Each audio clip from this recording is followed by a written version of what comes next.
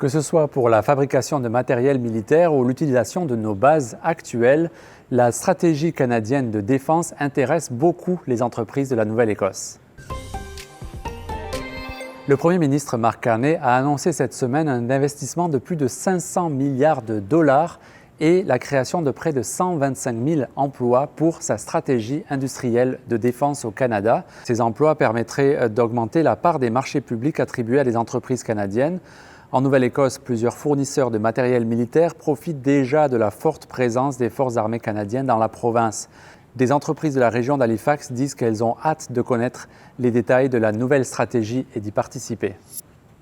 La sous-ministre des Finances de la Nouvelle-Écosse défend les dépenses de son gouvernement.